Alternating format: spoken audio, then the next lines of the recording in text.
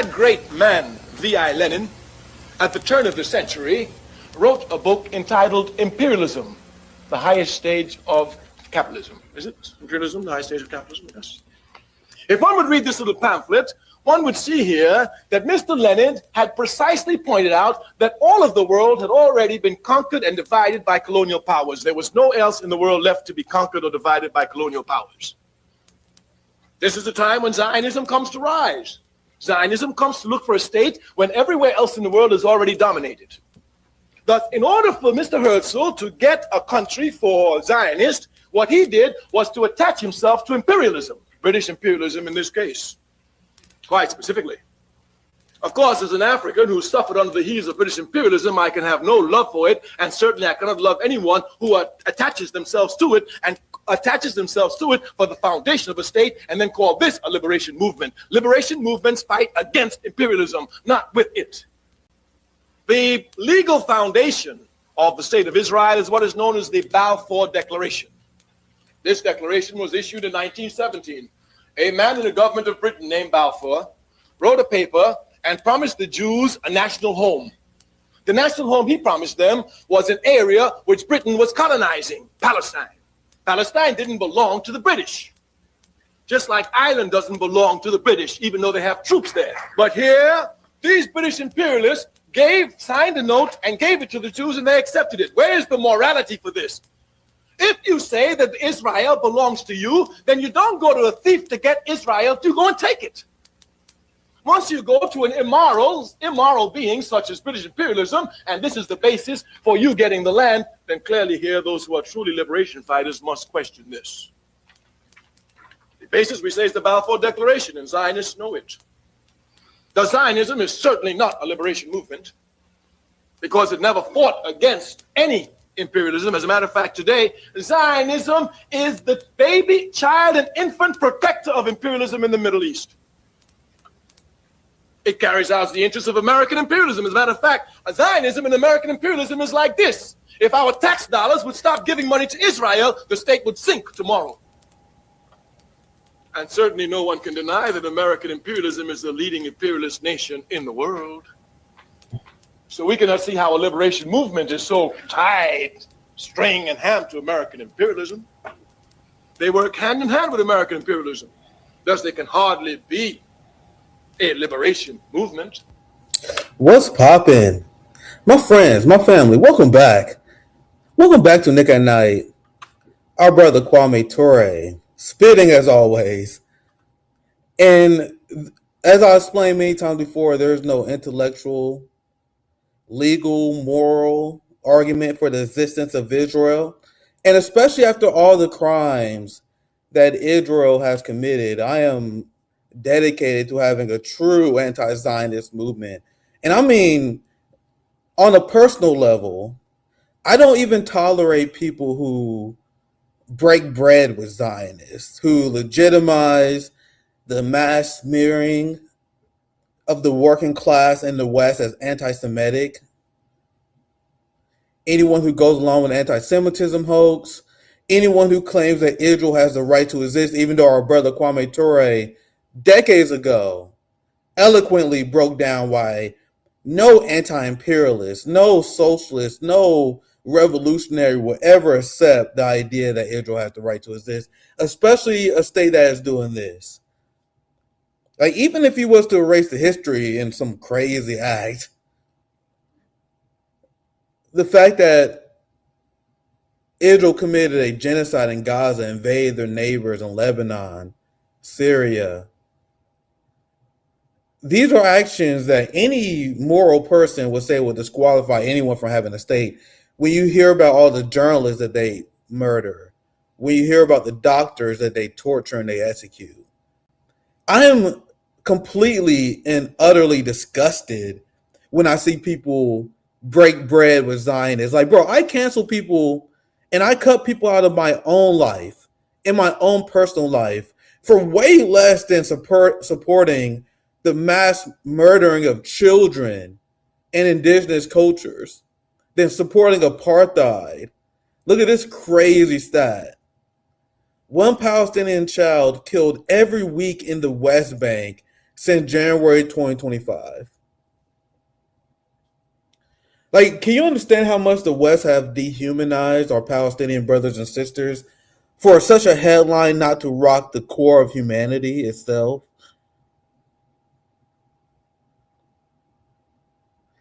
I even have a lot of disdain for liberal Zionists like Bernie Sanders who mourn the death of Palestinian children. But if you're a liberation fighter and you want to fight against them and join Hamas, they believe that you have the right to die if you dare to fight your genocidal occupier. But you notice how this is not even in Gaza. Anyone who accepted the premise and the idea that Israel has the right to defend itself, this is the statement that AOC put out. AOC says she believes that Israel has the right to defend itself, that Israel has the right to exist as a state, despite the fact that they're engaging in systemic ethnic cleansing, use of sexual violence and torture in order to displace the West Bank. They passed a bill to annex the West Bank in the Israeli Knesset. But people are still pretending that this is some sort of legitimate state that we're supposed to pledge has the right to exist. Israeli settlers forced Palestinian family to exhume and rebury their father. It's like every day there's like a deranged headline coming out of the West Bank of the pure and other genocidal policies that has been pushed on the Palestinian people. The EU just now finally acting, if you can call it that. I spit in their face with their half measures. EU agrees to sanctions on Israeli settlers over West Bank violence. Oh man, I forgot BBC cut you out. I think it was like 27. Let me see if I can find another article on this. West Bank. Since I'm blocked on that one. There's the kicker. Also, Hamas leaders. God, I hate Europe so much, man. You have Israeli settlers using sexual violence as a tool to displace Palestinian families. We report on that, but look how they try to connect Hamas, who is fighting, using their internationally enshrined right to resistance against the Zionist state. And they sanction West Bank settlers. This is what pisses me off about this. Come on, bro. That package targets 3 Israeli settlers and 4 settler organizations. Come on, man. I just explained how the Israeli Knesset, they passed a bill approving annexing the West Bank. Everything that we're seeing these Israeli settlers do in the West Bank is fully and wholly supported by the Israeli government and the IDF. The IDF works in coordination with these Israeli settlers to help keep them safe. Man, people really need to stop texting me during my shows. So you guys see, I know they was doing it during the Biden administration as well, and the West keep doing it. They keep trying to pretend they're just like these rogue settlers that are acting outside of the will of the Israeli state. Why is everything they do so fucking fake?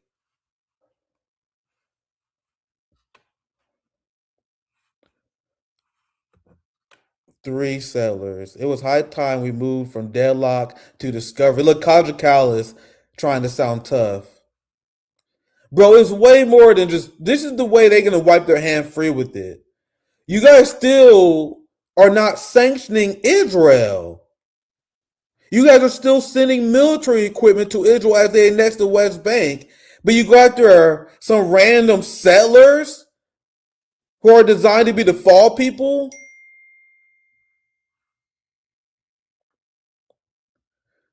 And you think this is enough? So this is another example on the systemic. I gotta mute my damn phone. Why you want? A senior police officer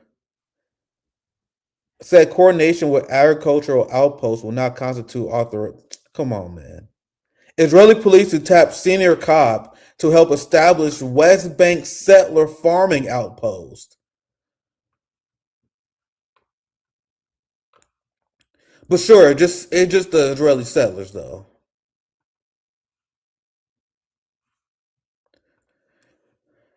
So when you say that you support Israel's right to exist, you're essentially this is what you're defending.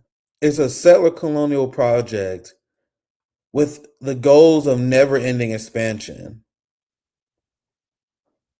And now instead of holding their governments accountable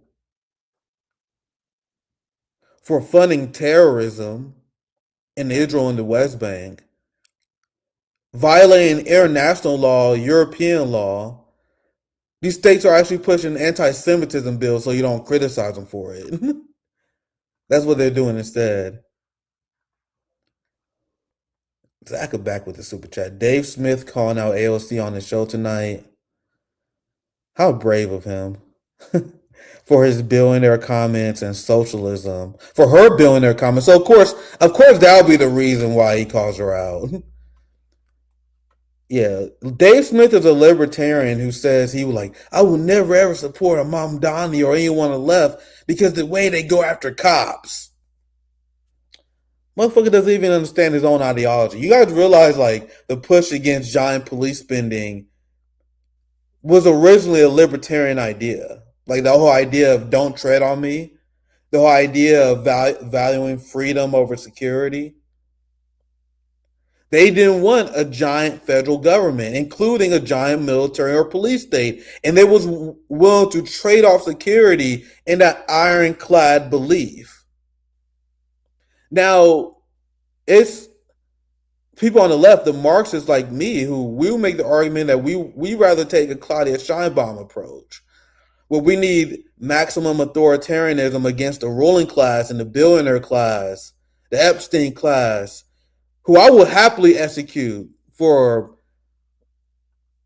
raping children, killing workers. I won't inflict executing a billionaire, but I believe that's where the majority of our focus should be, establishing a police state for the rich.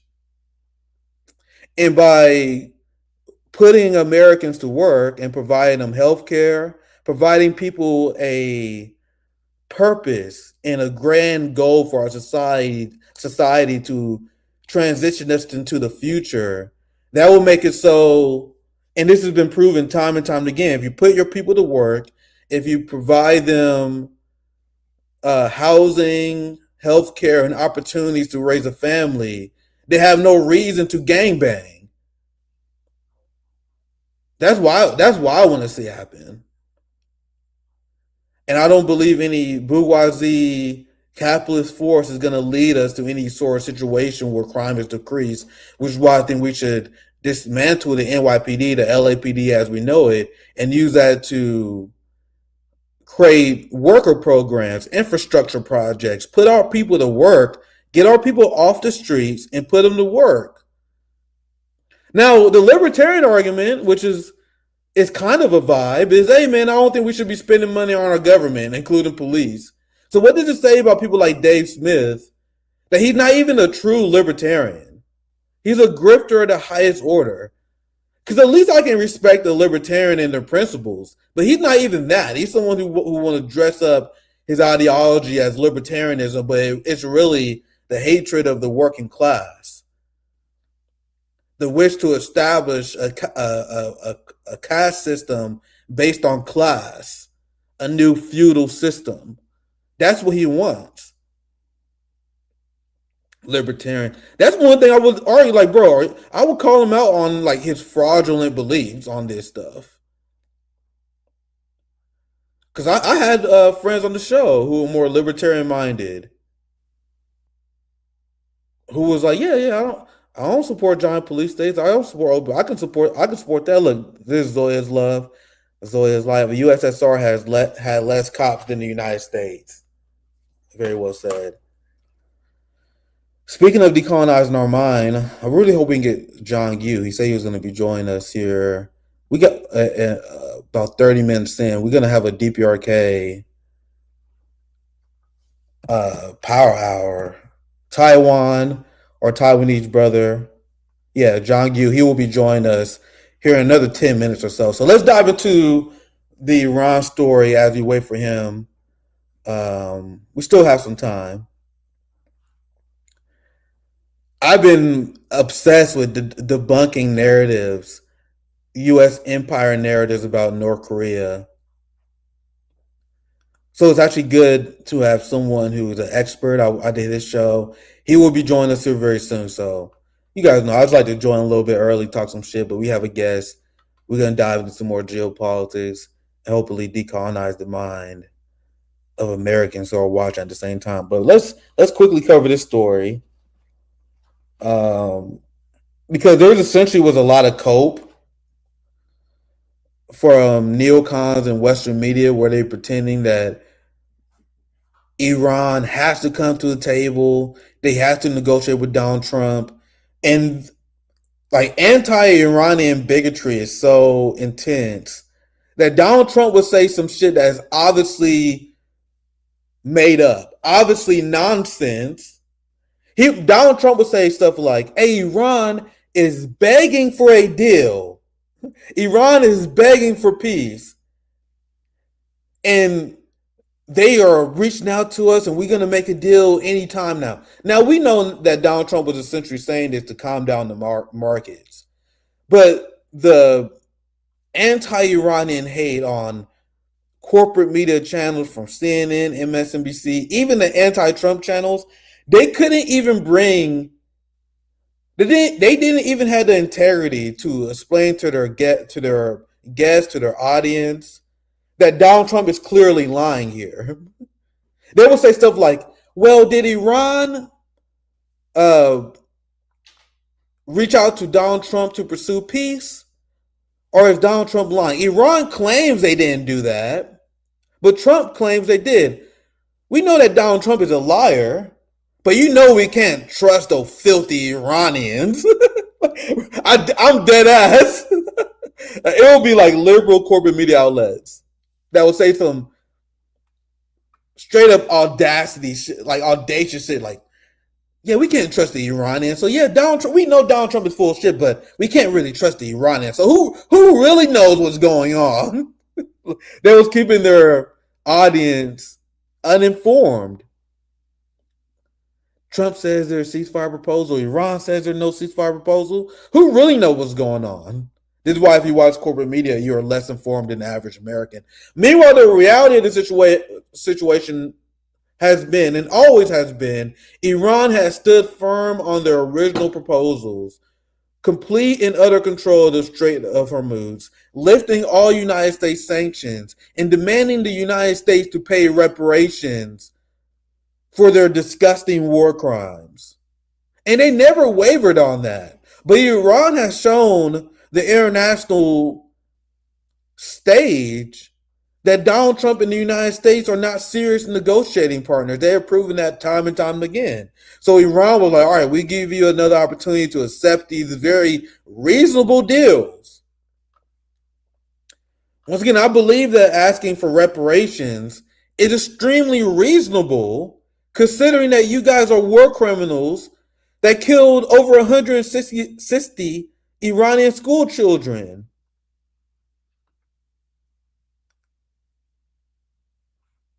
Here's Times of Israel.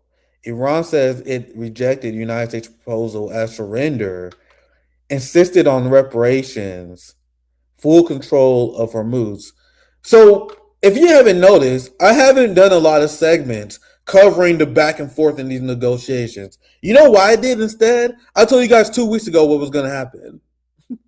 That Donald Trump keep putting up the fake negotiations in order to stall for time to help restock, to coordinate with Israel in order to present an argument that Iran has been unreasonable, even though they are the ones who started this war.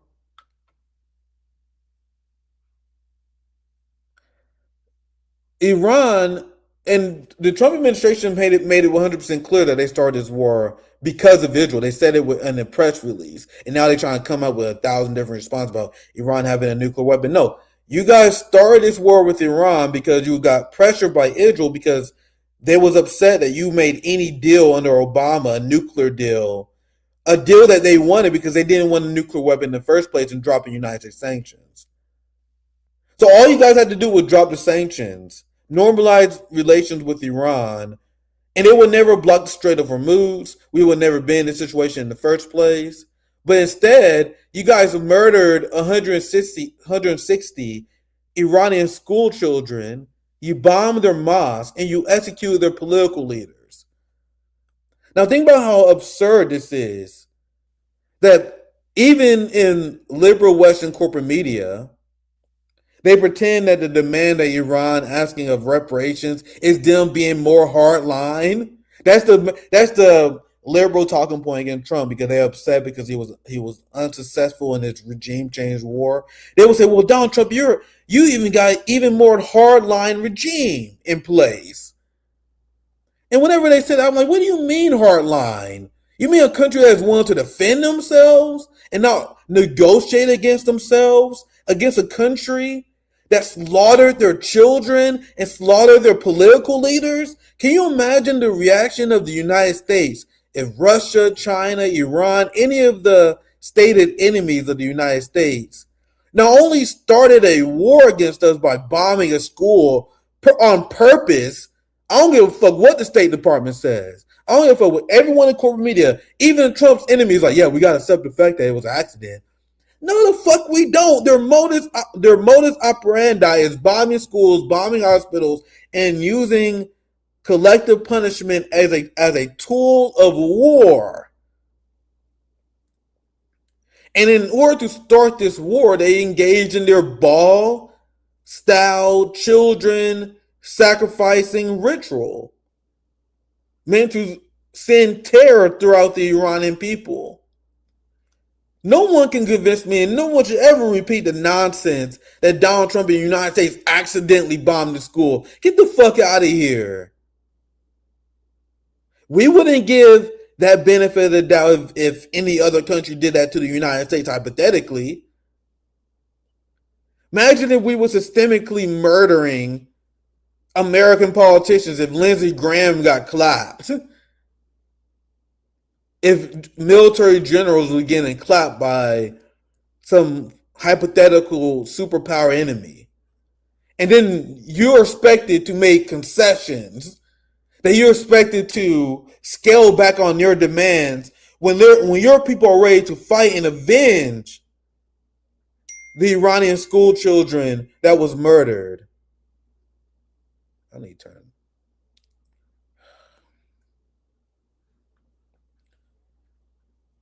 This is Donald Trump. It said Trump reportedly angered by Iran's demand for war reparations. Bro, paying the Iranian people reparations, that's the easy way out for you, fam. You should be honored to pay the Iranian people reparations after what you did to them. You're one of the most heinous war criminals in modern history. The bombing of the school children that you murdered is one of the most single heinous war crimes of the modern era. In a just society, you would be locked up, imprisoned, confined in solitary confinement for the rest of your life for after what you did. And I'm going to say that because I think that's the best I can get away with saying on YouTube without getting in trouble. So let's just say you should be locked up in solitary confinement for what you did. Think about how unjust our society is and how unjust the world is. that we have Nicolas Maduro locked up in solitary confinement in horrific conditions because he had the audacity to fight for his people and resist the United States imperialism. Meanwhile, this motherfucker is free. How sick is this? This butcher of children, this mass rapist. Yeah, and his wife. It's crazy. It's insane, man. And everyone kind of just forgot how we just got a kidnapped president locked up in solitary confinement, his wife locked up because he didn't bow to the United States. This motherfucker should be locked up in solitary confinement. And once again, that's the only thing I can actually say without really getting in trouble on what he actually deserves after what he did. What kind of shit is this?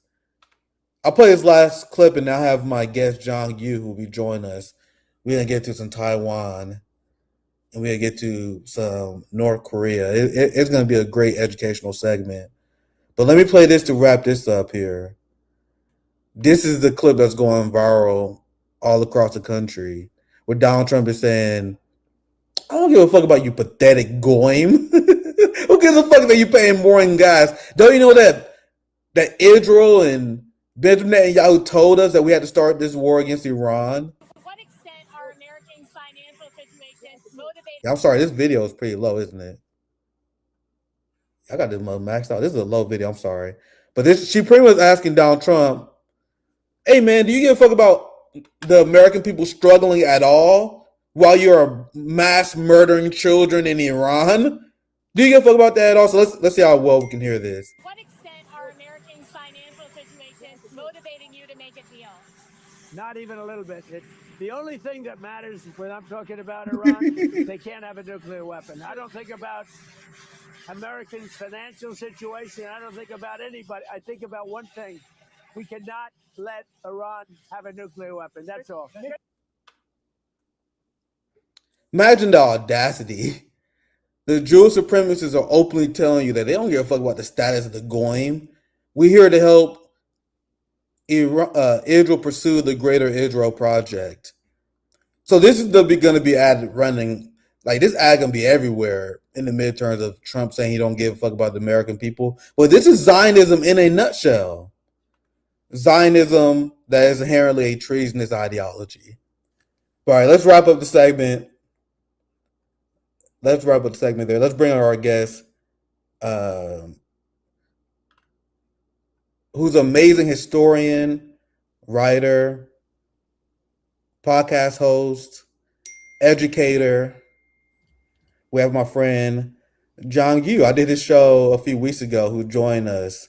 Thank you for taking time for joining us today. We're going to dive into some Taiwan, debunk some Western narratives about Taiwan and North Korea or the Koreas. Because even among leftists like myself, there's a lot of misunderstanding because we've been groomed with Western propaganda so much. Like they still talk about Taiwan as like a separate entity. We dive in Taiwan first because Xiangyu, you're Taiwanese, right? I believe so, right? Yes.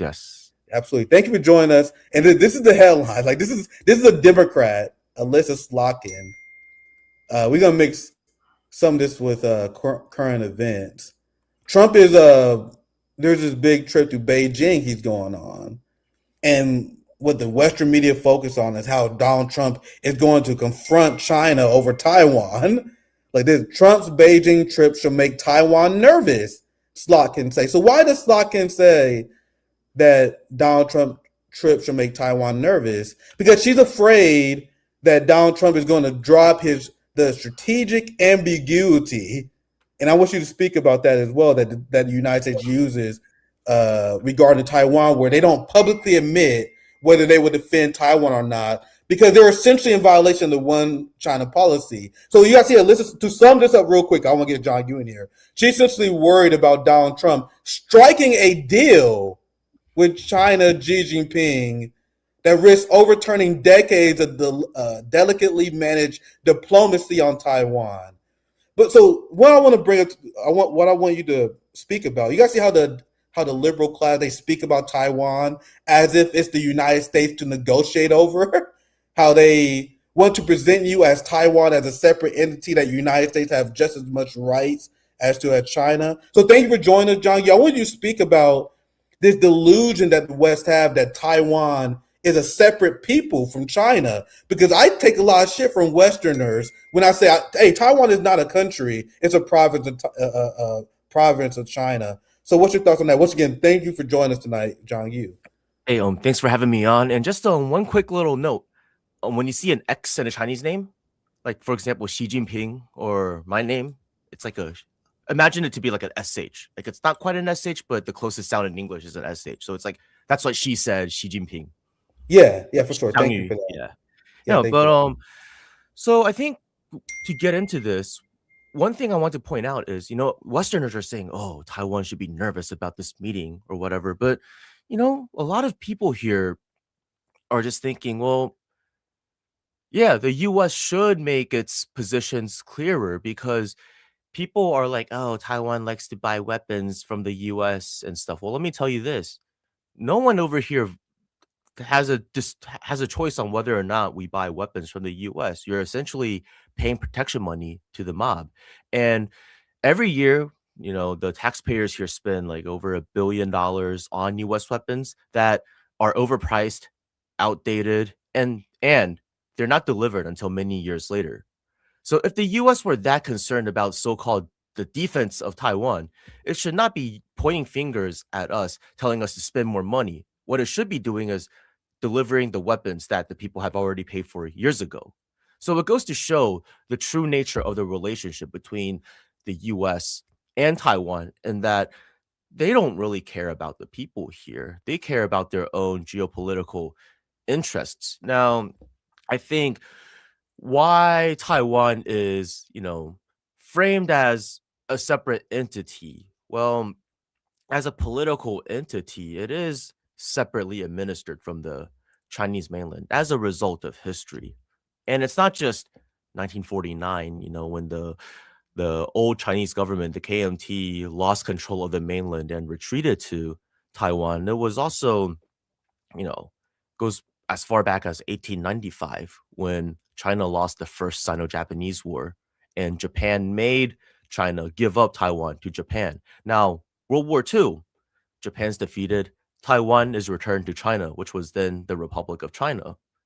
But 1945, 46, 47, 48, 49, like 4 years, there was a civil war going on. So the Kuomintang, the KMT, did not really have time to properly govern Taiwan and reintegrate Taiwan into the rest of China.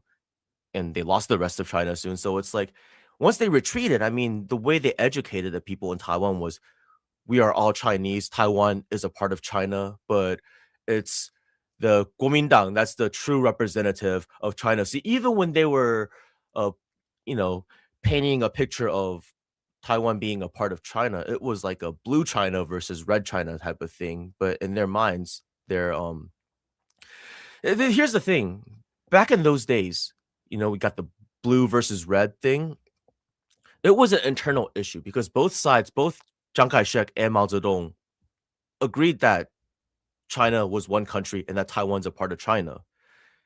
They just disagreed on who the legitimate representative was. But you see how that's very different from saying Taiwan's a separate part of China, a separate country from China, right? Yeah. One makes it an internal beef, the other is like external. And here's the thing. I don't know if your audience understands this, but or knows this, because I don't expect people, all over the world who are not part of, this part of the world to really understand these things. But never has an independent Taiwan ever been declared. The laws that govern Taiwan, the so-called Republic of, like the laws of the so-called Republic of China, do not state that Taiwan is a country. The laws of Taipei say the so-called the Republic of China is a country, and that Taiwan is a part of the Republic of China, and that the Republic of China also contains the mainland area, which is currently outside of the control of the government of the so-called Republic of China. So I mean, before 1979, the U.S. had diplomatic ties with the government in Taipei, right? Yeah. But it never recognized an independent Taiwan. So strategic ambiguity was okay, we're going to recognize Beijing now as the legitimate representative of China, but we still want to, we still have existing trade ties with, Taiwan and a bunch of other ties, CIA operatives, all of that stuff. We want to be able to still do business with our existing business ties without having diplomatic ties with Taiwan. So they set up something called the American Institute in Taiwan, which the way it operates, it's basically like an embassy, but it's not called an embassy because they don't recognize the so-called Republic of China anymore. So it's just the American Institute, and it's supposed to be for cultural and economic informal ties. Right. Now, with the by the way, I just want to respond to Faye. Taiwan's official name is not the Republic of China. The Republic of China and Taiwan are not one and the same. The Republic of China is like an alternative version of China, and Taiwan is a part of that. Taiwan is a part of China. It's just the difference is whether or not you recognize the so-called Republic of China or the People's Republic of China. Anyways, strategic ambiguity is like, okay, China wants the US to recognize the one China policy and that the People's Republic of China is the sole legitimate government of all of China, including Taiwan. Yes, Taiwan may not yet be reunified with the rest of China yet, but that's an internal matter of ours. That's basically what the US is saying. China is saying to the US. Now, the US strategic ambiguity is okay, we no longer recognize the Republic of China. No question about that. But we're not going to say whether or not we truly agree with the fact that Taiwan belongs to China and that the sole legitimate government is they admit the sole legitimate government is the People's Republic of China. So now it's just like, we're not going to say whether or not Taiwan is or isn't a part of China. But we acknowledge Beijing's position that it believes it is. And the other part is, hey, look at the Taiwan affairs, the Taiwan Relations Act. It'll say that the U.S. is authorized to sell weapons of defensive nature to Taiwan, and which is okay, whatever. But then some people for the longest time think that it commits the U.S. to defending Taiwan in the event of a war. But that's far from the case, because if you look at the Taiwan Relations Act, which is in English, by the way, because it's a domestic unilateral American law, Yeah. the administration in Taiwan had no say in the drafting of the Taiwan Relations Act. It's a U.S. law passed by U.S. Congress. It just said that it'll closely monitor the situation should a war break out. What does closely monitor mean? Closely monitor could mean I'll make you buy more weapons, or it could mean I'll give you thoughts and prayers. So Yeah. but I think for the longest time, Taiwan separatists were emboldened by the idea that the U.S. would come to Taiwan's defense should a war break out. But I think in recent years, people here aren't blind. They see what's gone on in Ukraine. They saw like the way the U.S. embarrassingly retreated from Afghanistan. They saw a bunch of places that the U.S. basically committed to protect that it didn't. So Yeah. the people are changing their minds. So the trip by Donald Trump to Beijing, people here are like, we want peaceful relations. So there was so right now the KMT is not in power. I think a big mistake that a lot of people make, because their understanding of Taiwan basically begins and ends in 1949. Yeah, explain that more. I want you to explain more about like the deep history as you continue your thought, of course. Yeah. About Taiwan, because the amount of people who separate the two, I am considered like a crazy tanky campus, because I'm like no, I refuse to step over China's sovereignty by pretending that they're different. But I want you to explain that more in detail, like the deep cultural ties, because people talk about Taiwan as if it's like oceans away from China, even though it's 3 to 4 times closer than Hawaii is to the United States and actually has real cultural ties. But please explain that point. You're making a lot of great educational points here. Well, for one, I know you're just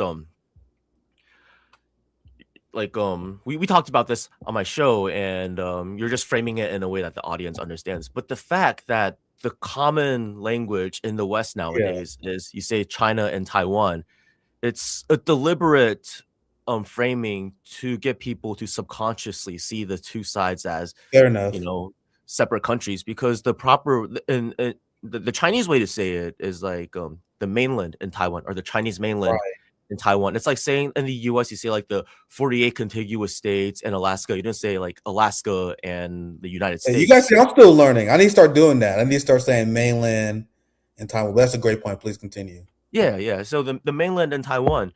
And I mean, as early as the Song Dynasty, there was contact, but Taiwan's like total integration into Chinese civilization happened in the late Ming and early Qing dynasty. And the Qing dynasty was founded like around the time you know, the in the early 17th century, like around the time the first like British colonists arrived in the Americas, basically. So it's been a like integrated into China for far longer than the US has existed as a country. And I mean, in the past, you know, before the Westphalian system emerged, there were no clear borders of countries, right? There were just kind of, you had different kingdoms and whatever, and then like one kingdom or empire, like as you approach the periphery, it kind of fades away as a gradient, and then it becomes another kingdom or empire. It's not like a clear line. Now, in the case of Taiwan, it was in the past, it was just like a small indigenous population, but because of its location, it's it's less than 100 miles off the coast of Fujian province, and it's located very close to Japan, the Philippines. So a bunch of foreign powers wanted to set up shop here as a trading post because, you know, China was a major economy. But like eventually that was seen as this sort of threat to China. So then we're like, okay, well, it's not currently part of any empire, so I guess whoever moves in first wins. Now, the Dutch actually set up a colony in southern Taiwan. They called it Fort Zeelandia. It's now the city of Tainan, which means southern Taiwan. And yeah, they imported a lot of Chinese laborers. So that was like the first like mass migration of like Han people to Taiwan. And then the Ming Dynasty fell. When the Ming Dynasty fell, remnants of the Ming Dynasty came to Taiwan and used Taiwan as a base to reclaim the mainland after defeating the Qing. So it's kind of like history repeats itself. Yeah. But the guy who led them, his name is Guo Xingya. In Chinese, Zheng Chenggong. He's more commonly known in the West as like Guo Xingya, like Koxinga. I don't know how Westerners would say it, but in this process, he drove out the Dutch. So it was like one of the first times that a Chinese military force defeated a Western power, like in this part of the world. One of the first times. So even though like he like had a little, I guess you could call it a rump state that he set up in Taiwan in hopes of reclaiming the mainland, he's regarded in Chinese history as a national hero because he drove the Dutch out of Chinese territory. Yeah, so he governed Taiwan as like, you know, his little base. And then his grandson was later defeated by the emperor, the Kangxi emperor from the Qing dynasty, and that's when Taiwan was integrated into the Qing dynasty. At first, it was a part of Fujian province, and then later on in 1885, it became its own province. But then 10 years later, it, you know, became a Japanese colony. Around what year is this for people who are not super familiar with Chinese history? Do you know exactly around what date range these are? It's in the early 1600s. So that's and century. Or the mid 16. Yeah. So century, the Han Chinese has had, if I'm hearing you right, been in Taiwan for centuries now. I think that's an important point that people need to take on. But please continue. Oh, I want to comment on one of the comments here. Is Taiwan got settled by Emperor Sun Quan 250 AC. I'm talking about like considerable like mass migrations. I mean, there was always like because of its location, there were always like sailors and stuff, like very small numbers. But this was like mass. And back then, the Qing Emperor was kind of like, I'm not sure how I want to deal with Taiwan because they are, an island and it's far from Beijing. It's hard to govern. If we let too many people from the mainland just go over there, then if they start fighting each other or fighting with the indigenous, it's just another problem for us to deal with. So there's been like the policy kept wavering. Like sometimes they encouraged migration, sometimes they banned it. But even when they banned it, people were still making their way across the Taiwan Strait for just better opportunities and whatnot. Right. So what I'm trying to say is, sometimes people will like to look at the Mao Zedong quote and say, oh, the U.S. created Israel for the Arab world and created Taiwan for China. What he meant by that, he wasn't saying that like Taiwan is Israel. What he meant was like the U.S. is using these places as geopolitical proxies in the regions. Because now looking at this, it's not like the KMT decided, oh, we lost the mainland, now we're going to take over Taiwan and repopulate the island with like Han people. No. Long before there ever even existed a KMT or a communist party, Taiwan was already majority Han. And the way Han culture spread, I mean, yeah, of course, there were all when different civilizations clash, there's going to be, some people getting screwed over, but it wasn't like systematic, like, okay, we're going to dispossess this land, we're going to blah, blah, blah. It was a slow process of trade happening in the plains areas, like, the coastal regions on the west coast of Taiwan with the Chinese mainland, more people coming, there's intermarriages, a lot of like indigenous tribes owned the land, and like some individual migrants had to like marry into those families in order to like, have land and whatnot. And then over time, some of the indigenous people in the plains areas like assimilated into Han culture and became Han, while the indigenous people in the more remote mountainous regions like remained, indigenous. And of course, some of the indigenous people that got their land dispossessed ended up moving to the mountains. But I mean, it's the way that the people in Taiwan fought. It's like different Han groups fighting different Han groups, different Aboriginal groups fighting different Aboriginal groups. And then whenever these fights happen, they would like recruit from like when Han people fight each other, they would recruit like indigenous. When indigenous fought each other, they would recruit Han people. So it's not like, I wouldn't even compare it to like the Americas with what happened to the indigenous population there. This is more like an organic expansion of a land empire. It's very different from like Atlanticism, where it's like, okay, we're going to like get on a bunch of boats and like sail across the world and colonize these random places. And then the different thing about land empires is once it expands, there's integration of these like people who were previously not under the rule of like back then the Chinese emperor, and there's like mutual influence. Whereas like with Atlanticism, it's like, okay, we're going to colonize these places, we're going to extract resources, but we want nothing to do with their culture, we want to maintain a clear divide. It's a very different thing. You go over here in Taiwan, you look at the these like Taoist or these Chinese temples, and what's really interesting is it looks just the same as like any other Chinese temple. But the thing about Chinese culture is regional cultures are very different everywhere. And in Taiwan, you'll look at some of the deities.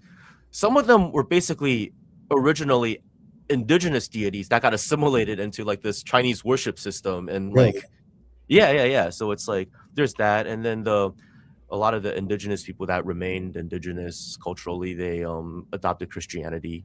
So it's pretty interesting. So it's really hard to compare like, oh, Taiwan with Israel or whatever. I just wanted to get that out of the way. And the other thing that I mentioned is, because of this mentality that people even when a lot of Westerners say that Taiwan is a part of China, I think subconsciously they still view the people of Taiwan as not Chinese.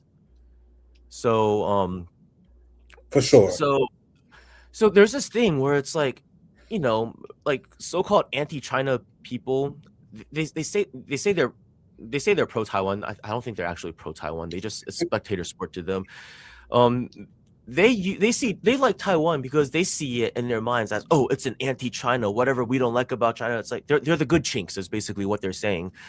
And it's like, and then on the other side of the coin, you have these you have these people who call themselves pro-China, but then they speak of the people of Taiwan like we're subhumans, which is really weird to me because I think the same Yeah. people, they can look at South Korea and they might not like South Korea, but they understand that, okay, these were Korean people caught up in a bad situation, in a situation that was basically created by Western imperialist powers. And there was, and that even South Korea itself has a history of struggle, yada yada yada, blah blah blah. Correct. But then they look at Taiwan and they can't apply the same logic because I think one of the main reasons is they believe the population of Taiwan mostly comes from the 1949 exodus from the mainland when the KMT Right. lost the Civil War. But I want to ask you this. I mean, I know you know the answer now because you've been on my show, but what percentage of the population in Taiwan would you say comes from the 1949 exodus from the mainland? Isn't it like 10%, less than 10%? A little bit more than 10%, like maybe 15%. Yeah, So like my answer was way higher on your show. I remember that. yeah.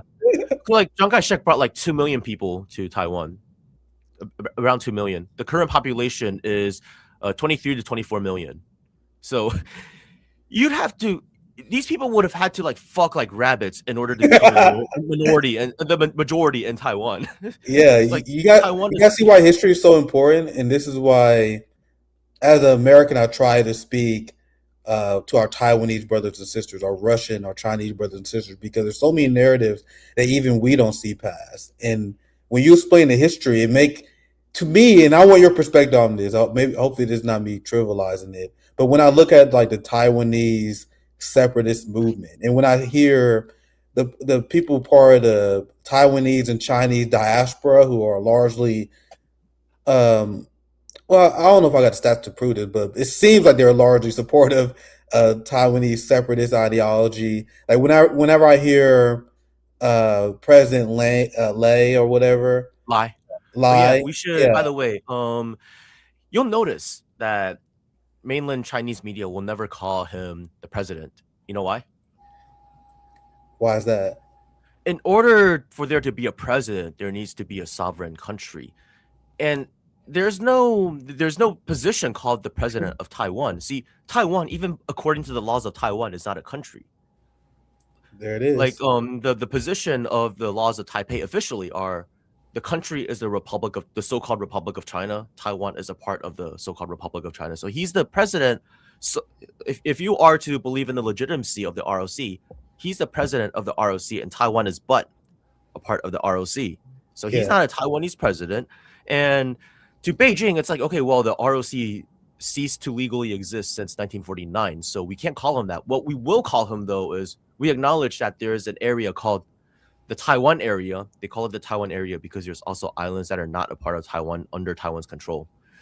There is the Taiwan area, and this guy is the leader of that area. So we will call him the Taiwan leader or their leader of the yeah, Taiwan area. Yeah. yeah. Anyways. I actually wanted you to explain that because it's hearing their explanation is crazy how like common it is for him to be called president. Like if you look at the main, every headline in the West will call him president, and I even call him president. You like, hey Nick, I mean, we were talking like, hey Nick, we don't call him president. So there's things that people who are as pro-China, anti-separatist as possible, even people like me, that we will get wrong just in our phrasing. That's why it's good for us to learn uh, from comrades who have lived experience, who know the history, and they're truly a part of it. Like, and you mentioned how many people in the West treat stuff as a spectator sport, and Mm-hmm. how we have to humanize the struggles between uh, uh, any situation, whether it be Taiwan, Korea, Palestine, not just to treat it as a sport and treat it as real people going through real issues. And now we're going to get to the Korea first, but this Taiwan conversation is very educational, enlightening. Just to mix up some current events with our discussion. This is part of the meeting that Xi and Trump is going to have. Like Xi, yeah, is poised to press Trump on arms sales to Taiwan, and a lot of people in the West are predicting this giant conflict. I know we discussed this a little bit on their show, And I want to know whether you would agree with this or not. And I don't know if this is hopium for me or not, but it seems like China could possibly reunify with Taiwan without even firing a shot. That's why I've been saying. Do you agree with that assessment? How is this tension bearing out in Taiwan? Because obviously there's this separatist movement versus people who are more pro China, like the opposition. How do you see this working out? The end of our segment on Taiwan. Do you see China reunifying with Taiwan without firing a shot, or is that too optimistic? I do think that is the general trend. I mean, back in, let's say, the 1950s, that wasn't the idea because the KMT and the CPC fought a civil war, right? And the way the civil war was fought was like one city after another. It was just fighting. So then the mentality was, okay, Taiwan's going to be the last battle, right? Because it was part of the broader civil war. But I think with because so many decades have passed, and because back then the uh communists did not have a good navy, so there was kind of there were setbacks in the whole like completing the civil war thing. But then over time, as like mainland China, it became more powerful, and then it gained like international recognition and all that. Then it was like, okay, we can Taiwan might still be under the control of the KMT, but the KMT, they still call themselves Chinese. They still say Taiwan is a part of China. We would much rather Taiwan be under the control of like the worst Chinese people there are than under the control of foreigners or under separatism or anything like that. Yeah, So over time, they were like, okay, the one country, two systems policy for Hong Kong? yeah, That was originally designed for Taiwan. It interesting. just it just so happened that Hong Kong was, the Hong Kong's handover happened before Chinese reunification between the mainland and Taiwan. Back during those days, Chiang Kai-shek was already dead. His son had succeeded him, Jiang Jingguo. Interesting fact: Jiang Jingguo and Deng Xiaoping were classmates in the Soviet Union. The history facts that this guy has, huh? Yeah, so I mean, you look at Taiwan's like economic boom miracle in like the 70s and 80s. That was basically spearheaded by Chiang Kai-shek's Soviet educated son. So it says Yeah, something about people are like, oh, you look at you look at Taiwan, it's so much better because it's capitalist and it's economy, blah blah blah. They look like they're comparing like the early economic boom to like the same era on the Chinese mainland, ignoring like other factors. And it's like, okay, yeah, but this economic boom was like spearheaded by this Soviet educated guy using like large doses of government planning. I mean, it wasn't like a socialist economy, but it was a yeah, very very centrally planned economy. Yeah.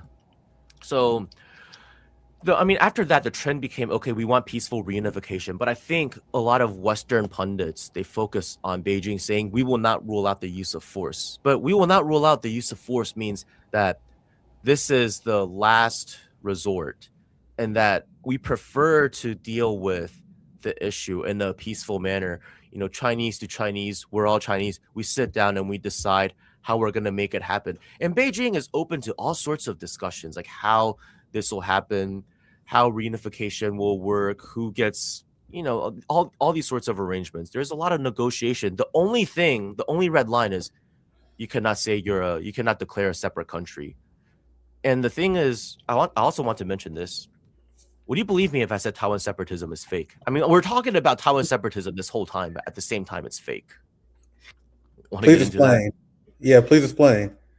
Taiwan separatism began not as when Taiwan separatism first began. Who do you think it was the separatists were opposing?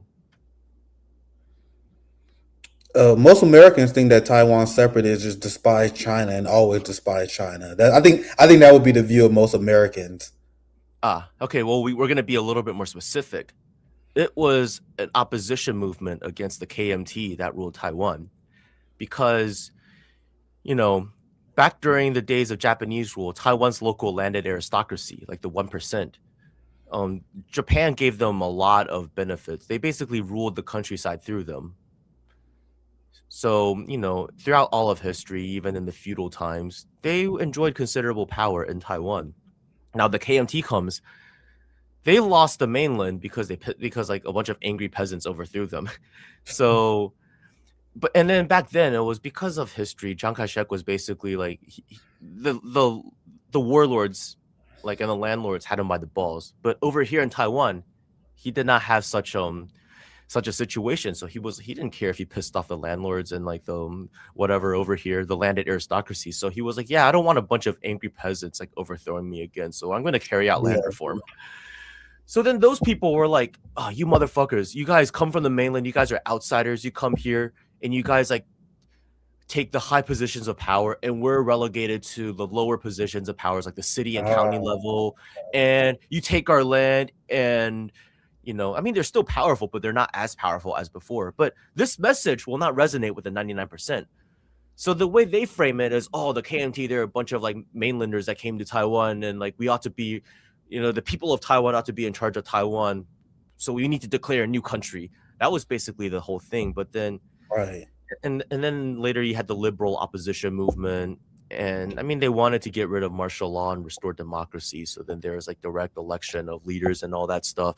But it basically boils down to they wanted this like the elites, the local elites, and like versus the mainland elites, right? The local elites wanted like more representation and power, and like they think with the whole democracy and with the identity politics, they could eventually get themselves voted into power, which is what we see now. You see, like Lai Ching-te, he's like part of that like tradition. He's part of that camp basically. So, I mean, they basically have their goal now. They have control of Taiwan, so they don't really need to declare separatism. And they deep down they know if they declared an independent Taiwan, it's reunification the very next day under the most unfavorable terms. But they need to keep up this facade because I mean, for so many decades they've been like promoting this sort of like ID poll in Taiwan that they know Taiwan separatism is fake, but their supporters don't. Their supporters are like kind of hopeful believers, but now more and more people, they're looking at the facts and they're like, yeah, it's not going to happen. And many former separatists are now saying, okay, I'm not in love with the idea of reunification, but if it's going to happen, it should be on favorable terms, and we don't want to end up in an unwinnable war like Ukraine did. And they also see, hey, people like Lai Ching-te, their sons are in America, a bunch of these like rich and powerful people in Taiwan who like, publicly support separatism.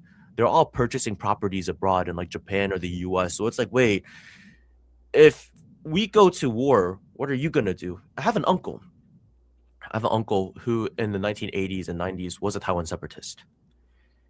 But then like he met with some of these people who were like higher up in power, and he asked them, hey, I want Taiwan to be independent, but I also realize that, it's going to be impossible without a war. And it's not like, when America fought the British where they were ocean apart and the numbers were, kind of more favorable. He's like, we wouldn't win such a war. So what's your plan? And one of the guys straight up told him, oh, we're just going to run away from Taiwan. So this is why I don't like to call them pro-Taiwan, because if you are pro-Taiwan, you are pro the people. They're pro their own power. That's the nature of separatism. So I talk about this online. I'm like, okay, well, if you're not willing to fight and die for Taiwan separatism, and you're just going to cope and say, oh, we don't need to declare independence anymore because Taiwan is already an independent country called the Republic of China. Well, sorry, the laws of the Republic of China don't say Taiwan is a independent country. And so then they're all like, oh, well, we would declare independence if it weren't for the fact that, big bully Beijing would, and I'm just like, okay, well, why don't you go back in time and tell like Thomas Jefferson, hey, don't sign this, because if you sign this, you're gonna have to fight a war.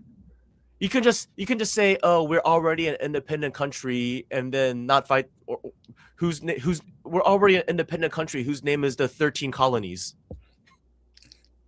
You guys heard it here first. The Taiwanese separatist movement is fake as fuck. It's real in the sense, even America doesn't support Taiwan separatism.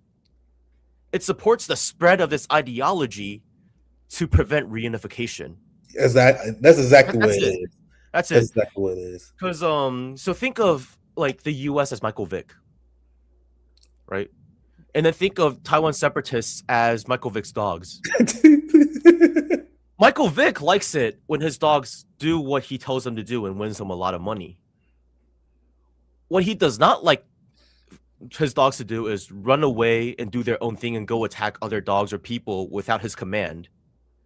There have been times when former leader Chen Shui-bian, who governed Taiwan from 2000 to 2008, was going a little bit too far with his separatist rhetoric, that America actually told him, hey, chill out.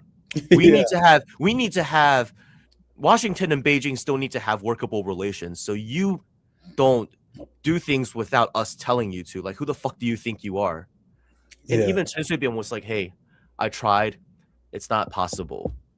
So even the U.S. never really... The U.S. did support Taiwan separatism once upon a time when Chiang Kai-shek was in charge. They wanted him to declare a separate country to kind of formalize the separation of the two sides of the strait. But Chiang Kai-shek refused, which is why like his reputation on the Chinese mainland is he's a bastard, but he's our Chinese bastard. Even if the foreigners want him, he's not theirs, he's ours.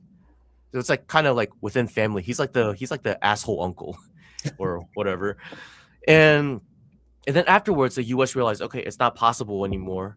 And I want to let your audience know. So what's the U.S. plan for Taiwan? It's simple.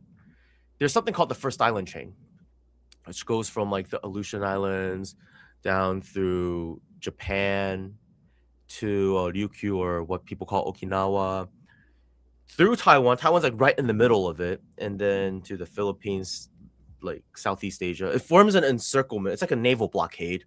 They call it, it's like of unsinkable aircraft carriers, basically. So it's not like aircraft carriers where, you know, they could be sunk and you could break through. These are actual islands that are either have U.S. military bases or have governments that do the U.S.'s bidding.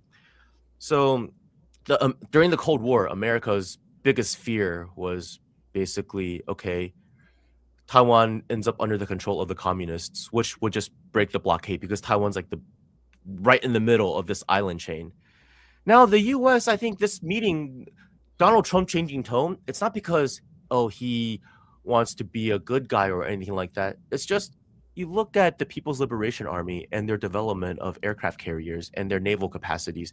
We're at the point where first island chain or no first island chain, the U.S. is losing control of this, the waters of this region. And the Western media keeps on saying 2027, 2027.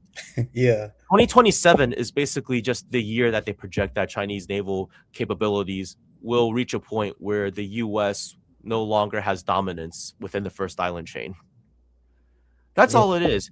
So the support of, I mean, Chiang Kai-shek wanted to reclaim the mainland, but the U.S. did not want him to do that either, because the U.S. thought, okay, at least you have Taiwan, and we have a working relationship, and with Taiwan under your control, at least the first island chain is complete. You try to launch a counterattack on the mainland, you risk a war that you might not win, and the island chain might be broken. So the U.S. kind of like held him on a leash too, and they supported Taiwan separatists because, like, covertly, because they knew Taiwan separatists were anti-KMT. So it's like, hey, Chiang Kai-shek, if you don't listen to us, we're gonna unleash the dogs on you. So do you want to listen to us, or do you want to keep on doing your thing?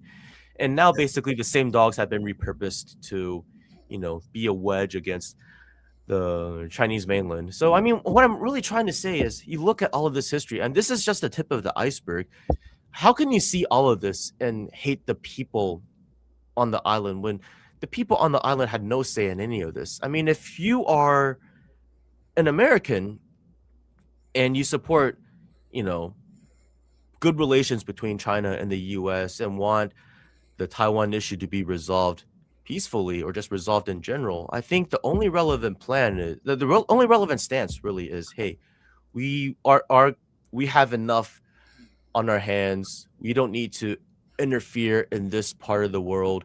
The people of Taiwan also, you know, have a lot of issues that they need to deal with on their own. Their tax dollars can also be spent on more productive things than paying protection money to the U.S. for outdated weapons that don't even necessarily arrive. I mean, if you look at it, it's a huge scam. They want to maintain enough tensions to justify arms sales, right?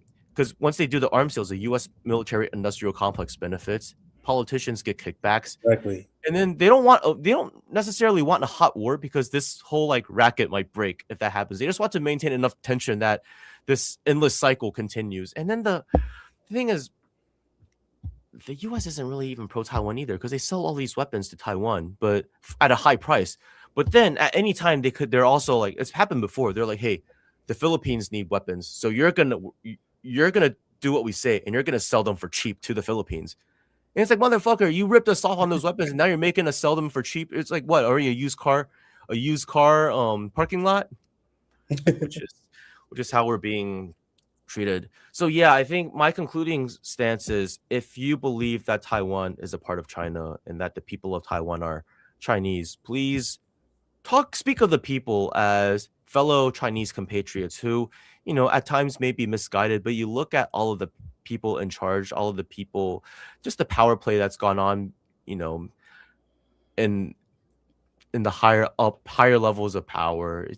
Can you really blame a lot of the people? Most of the people here just want better lives for the future. And hey, the KMT opposition, the chairwoman Zheng Liwen, she met with President Xi Jinping lately, and reception in Taiwan overall has been quite high. Most people are favorable for a reset in cross-strait relations and want reconciliation and better relations.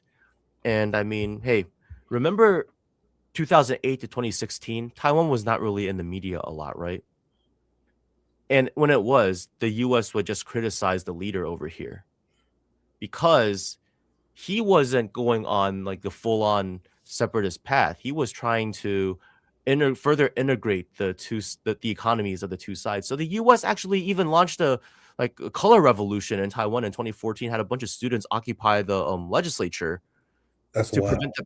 prevent the passing of this bill. And that's around the time, the globalists, like the wokes, basically started working with the DPP more because the current Yeah, party in charge, the DPP, in the past, they were kind of like, the socially conservative, the redneck party kind of.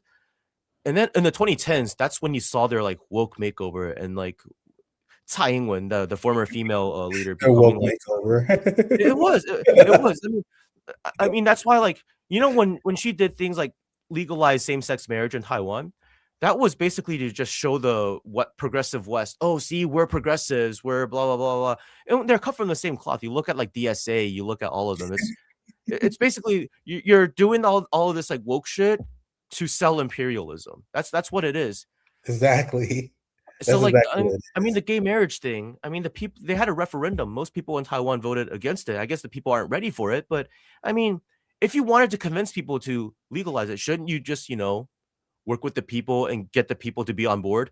But no, they were like, "Oh, the referendum didn't pass. Well, we're just going to pass a special law anyways because it'll look good in Western media." So it's not that. So like my whole gripe is they're using this topic to kiss the asses of Westerners, to kiss the asses of like these foreign like progressives, so-called progressives or whatever. And that's just the name of the game because they have no political victories to speak of. So they do all of this stuff. A lot of this like identity politics stuff. You just keep And it works actually. Believe like it actually it's falling apart. cringed. It cringed because it works on Westerners in the United States. That's why we have like PSL and DSA sponsor leftists like Kat Abigailea, whatever. Yeah, I know you've seen her around where she's like, I support sending weapons to Taiwan and I support Taiwan independence because, like you said, it's just a sport, it's just a chess game. We want to support a revolution, a fight for independence. So that's why there are a lot of these Westerners who support it because they see these woke gestures that you're describing. But as we get to the last 15 minutes, 'cause I don't want to take too much of your time. I think it's very early where you're at, so It's like 10:20 a.m. over here. that ain't too bad. That's not too early. Yeah. That's not too bad. Yeah. Not too bad. I have to ask you about the DPRK. Korea. Right. Otherwise, no, because you travel there. If I It's not believe that I that. just traveled there. It's that I like my family also has like kind of like not roots, but like Interesting. in not roots, but like Korea is part of my family history because my dad comes from the what they call in Chinese, we call it like huaqiao. In Korean, it's called hwagyo, which is like overseas Chinese in Korea. Very interesting.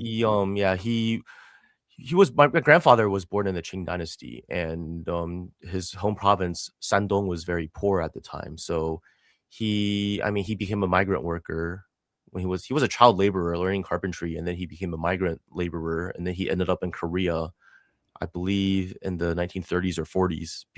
And then, yeah, once Korea was split, he couldn't really come back to China, so he was kind of stuck there. But people like my dad, because their father's Korean, they weren't considered Korean citizens. So, and then back then, South Korea only had diplomatic ties with Taipei. They didn't switch over to Beijing until 1992. So people like my dad, they became so-called citizens of the so-called ROC. So I mean, they grew up Chinese. They attended schools for Chinese people. I mean, they speak Korean just because they know how to speak Korean because they grew up there. But I mean, they still had this very strong like Chinese identity, and many of them came to Taiwan for higher education, including my dad. Yeah, Very, because very. like it was like subsidized and stuff. Because the KMT wanted to keep overseas Chinese happy. So yeah, I mean that's kind of like, so it's not like my connections with Korea. It's not just like, oh, me being like weird and kind of like a Korea boo. It's more of, I mean, as a kid, I was looking at a globe and I look at Korea, because like when Koreans speak of Korea, they don't really say, oh, I come from South Korea, I come from North Korea. They just say Korea. When a Right. South Korean says, oh, I'm gonna go to Korea, you're understanding, yeah, they're gonna go to South Korea. And they say North Korea to like differentiate, oh, that's the other, part of Korea. And when North Koreans talk, they also just say like, oh, in Korea, when I'm in Korea, or like when you come to Korea, when I go to Korea, they mean North Korea. And then when they're specifically talking about South Korea, they'll say South Korea. Yeah. So North and South Korea is very like westernized talk. Then, huh? Well, not really, because and the thing is, did you know North and South Korea have different names for Korea? Interesting. What are they? So in South Korea, they call Korea Hanguk, or like 대한민국. So like it means like the because it's a reference to like a older time when they had like these three kingdoms in Korea. They were called the three Hans. So it's like, and then 대한민국 is like all of those Hans like combined. So like the Great Han Kingdom, the Great Han Republic, not Han as in Han Chinese. It's a different Chinese character. And then North Korea, they call Korea Joseon. So in the past, because North Korea recently said we don't want reunification anymore. We don't see it as one country anymore. We see it as two. So now they call South Korea Hanguk and they call themselves Joseon. In the past, they called South Korea Namjoseon, which is like Southern Joseon, which is basically like saying Southern DPRK, right? And South Koreans, when they say North Korea, they say Bukhan, which means like northern, which is like northern Hanguk, or like basically northern ROK. So I mean, it's not really westernized, but Yeah, I hear you. yeah, it's We're just here to learn. complicated. It's complicated, and Yeah. like, yeah, so it is what it is. But I mean, I traveled to the DPRK my first time in 2018, because growing up, it's like I look at a globe and it's like I see Korea, but it's like, divided. So then I asked my dad, wait, did he like grow up in South Korea or North Korea? I was like 4. And then like he explained, and he's like, oh, see, this is the DMZ because after the war, the blah blah blah, and it's like 4 kilometers wide, 2 kilometers in the north, 2 kilometers in the south, and like wildlife there is preserved very well because there's no people. And so I mean, it's like growing up, I hear a lot of things about like North Korea and how like they're evil or whatever, all the ridiculous things. And some of it just sounded like, because I think when you grow up like adjacent to Korean culture, I wouldn't say I grew up in Korean culture, but I was adjacent to it.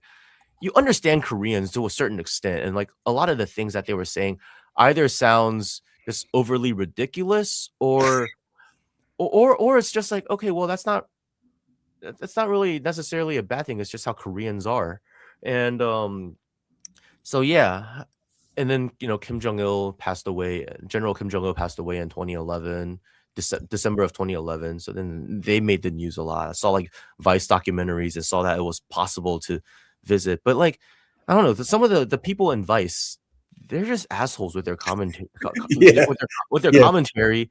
Yeah. So I mean, I was like, well, oh, it's actually doable to visit. So save money. 2018, finally went. And then when I went there, it's like I kind of figured out how the tourism works. So later on, it's like I went again in 2019 to a different part to Dasan. So I want to it's go so bad one day because I want to see it for myself.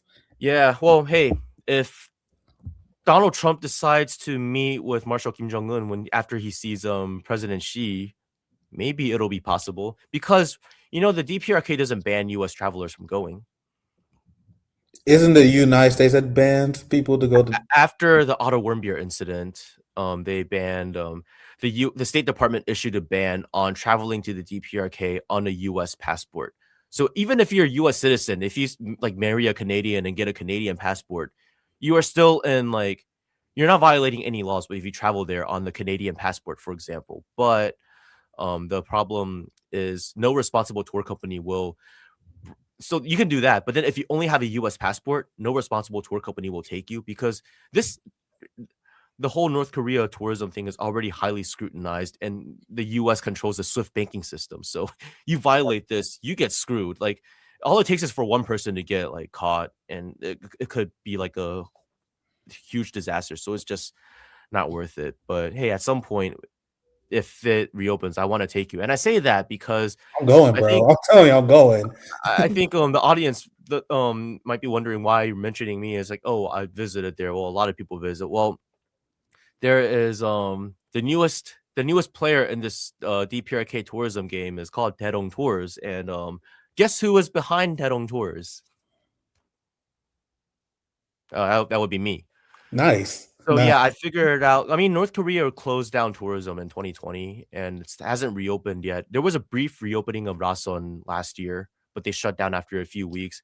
And yeah, it's only open to Russians right now. And then there was the Pyongyang Marathon last year, but the marathon is not tourism; it's a sporting delegation. It's a sporting event, so people went in on sporting visas and not tourism visas. So there's that technicality. So if you see people online like showing their trips, that doesn't mean tourism is open. It just means they're there on non-tourist visas. And it's like it's unless it's the Pyongyang Marathon, which got canceled this year.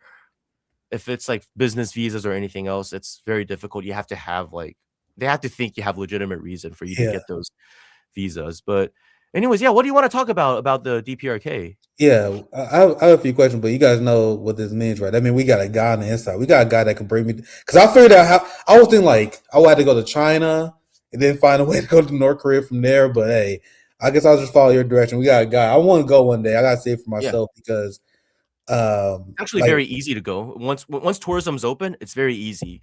You just send up you find a tour you want like on our website daedongtours.com, TAEDONG tours.com. Maybe you can pull it up. I'll type it in the chat. yeah, if you have a link, you can drop the link in the private chat. I would love to pull Yeah, it up. yeah. Yeah, here it is. Here it is. Yeah. Oh, dude, bro, me and Zoya, we definitely.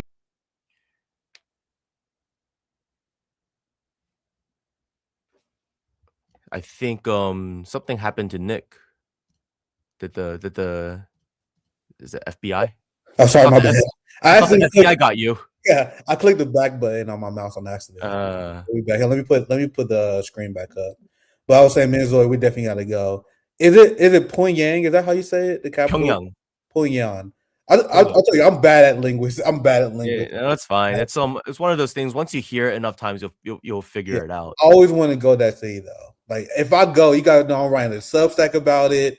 We doing a YouTube series. Like I don't know. I'll probably get in big ass trouble in the United States for this. No. Once tourism resumes, you'll be fine. Because I mean, Yeah. before 2017, Americans were going all the time. Yeah, it's I've been obsessed, and this is why I mostly pick your brain. We don't spend too much more time. We can always continue this conversation another day. I definitely got to bring you back on. The knowledge of history is extremely impressive. This is why I tell my audience we have to learn history. We have to reject their monopolization on information. They will tell you complete bullshit. They will erase history. So we gotta have conversations like these with our comrades, our international comrades. We gotta learn the truth from them. And North Korea was something that I had to completely erase everything I learned about the country. You know what's funny about it though is sometimes people go through that process and then they overcorrect. It's like Okay. it's like they are a strict society, and some people try to pretend that it's not because they were told it was, and then they were unlearning like propaganda, and then they think it's Right. like the total opposite. But it's like you look at the history, you look at like the conditions, the cards they were dealt. They have to be a highly disciplined, highly Yeah. strict society. So like people are like, oh, actually all of them are allowed to travel abroad, and it's only because other countries don't give them visas. And it's like, well, actually, if over there, if you don't have business, like if you don't have like a reason to be abroad, like you're working for some sort of state enterprise or you're a diplomat or whatever, or you're going to work abroad to help bring money back into the country because they really need that, you're not getting a passport.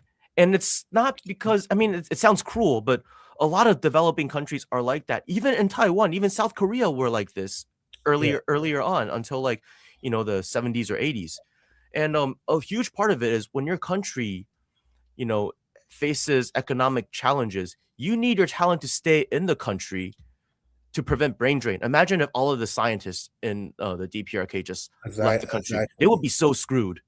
Yeah. So And just little things like that. Like sometimes it's kind of annoying. It's like it's like two people who like no, have that's a good no point. firsthand, no firsthand knowledge or have never spoken to a Korean from the DPRK before, arguing with each other about who's right or wrong. And it's like, both of you are right about some things and both of you are wrong about other things. Like No, have some humility and just no, recognize, you're hey, so right. You're so right because I try when I explain this issue, I try to look at it through their lens. I try to understand their perspective because I explain on our channel how, like, if you look at like how militarized the DPRK is, it makes 100% sense to me. Like, oh there yeah, it could be considering that over 2 million Koreans was murdered by the West, and you have still another country right next to your border who want the help of the West to take you out. You're under sanctions all over the world, and that's the position I try to come from, like yeah. a sense of understanding instead of trying to project my values on the DPRK. It's understanding why they are doing what they're doing, and that now a lot of people realize that Kim Jong Un and the Kim family was right because now Iran and many countries all around the world have been placed under assault, and now the DPRK choice of being militant and developing nuclear weapons seemed like a smart move, right? But did you want to chime in, John? Anything you want to add? Yeah, it's like maybe just 5 minutes. I know you're up late, but I think Yeah, sure. Feel free. some people wonder, well, how come like North Koreans like I can't just speak to them or whatever? There's North Koreans working abroad. I mean, I have contacts like in like Beijing and in the Northeast. But here's the thing: they're not unless maybe it's an embassy or it's like outward facing. Then you can contact them if you have questions. Like the embassy in London, perhaps you can write to them or ask questions. But other people, they're not going to just speak randomly online. They're very low key because I mean, this is a highly scrutinized country. The world's basically out to get them. When North Koreans are in China, they can't even open up bank accounts Really, I didn't know that. That's wild. because I mean, the Chinese banks, I mean, they're part of SWIFT, so they have to comply by certain things. They have to abide by sanctions. And there are some things like, for example, like I won't get too into it, but like, there are restaurants in China where like they have like Korean wait staff and like they don't want their pictures taken or they don't want Westerners just like posting it all over social media because Right. there's complications related to sanctions. I won't get too much into that. So it's like you have to understand like where they're coming from. So they are a paranoid society, rightfully so. Rightfully so. They take security very seriously. And I tell my friends, hey, if you want to get good at dating, just pretend you're North Korean living abroad because they're very mysterious. They're men of few words, and like they don't talk a lot until they really get to know you. Then they warm up, and then I think that level of mystery and like discipline, they're very stoic until you get to know them and start like drinking with them or whatever. It's like a mistake a lot of people make in dating is they meet somebody and they talk too much and they're like awkward, so then they try to fill in the silence. It's like, no, just be like a North Korean working abroad. And I want to address some of these comments. One of them, Xiangyu should take Nick to the DPRK. It'll be like Rush Hour 2 Korean edition. I appreciate that because Rush Hour 2 was the best. I Where don't is like Rush that? Hour 3. It was Zhao There it Devar is. Yeah. Yes. That's a funny comment. It'll be like Rush Hour 2 Korean edition. We're not gonna fall off the side of a building. we're not gonna find out how strong or weak Chinese bamboo is. That's for sure. Oh, And we got a man who has a tour company. You guys know it's gonna happen. It's gonna happen eventually. I I said I always wanted to see North Korea for myself. hey, Uh, if North Pyongyang seems Korea like a doesn't very beautiful reopen, city. But sorry, go ahead. if North Korea doesn't reopen and you want to see like places like Tibet or Xinjiang, I do that too now. Oh yeah, for sure. Oh Yeah. Zoya, we definitely doing that. We definitely doing that. It would be an honor. But anyway, we're about our end. I want Yeah. to. Oh man, there's still so much we could discuss, but I'm gonna bring you Next back on. time. Yeah, Next time. we still have plenty to discuss, but plenty of time. I won't give you any final thought. I'll give you a chance to. I'm gonna talk up a very vague question to wrap this up, Mhm. because there's a lot of misconceptions about North Korea. Some that I have, like I'm still actually learning. I'm still in the process of decolonizing my mind on North Korea. A lot of times I come on channel and I talk about North Korea. It'll be some. I'll talk about some stuff I just read about because I'm like happy to be part of this Yeah. learning process.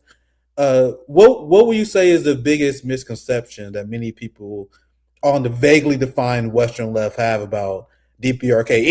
Any misconception that you want to knock down, or anything that people should know about North Korea and their government as we sign off? And trust me, we will do another one of these because there's Mm. so much more history. Because I wanted to dive more into the history of the Korean War, but we kind of run out of time. We'll do that. We'll do another segment on that later. But I'll give you a chance to. You also can plug, promote your Oh, podcast, anything you want to promote. But any final thoughts that you want to send us off with tonight? It was a very educational hour, the DPRK Taiwan Power Hour. Thank you for joining us tonight.